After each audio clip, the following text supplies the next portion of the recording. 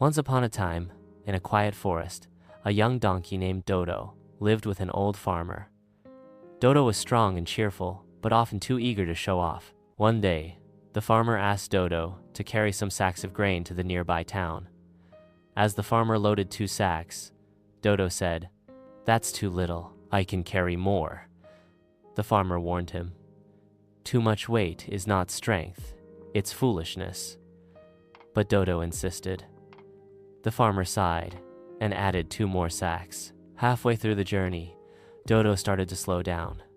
The road climbed uphill, and the sun burned overhead. His legs began to shake.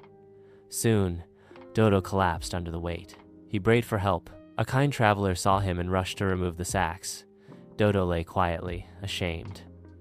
"I thought I was strong," he whispered. The traveler smiled.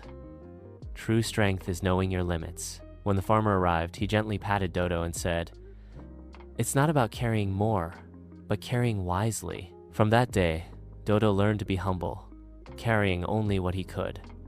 The journey became easier, and he was happier. Moral: don't try to carry more than you can handle. Pride can lead to downfall.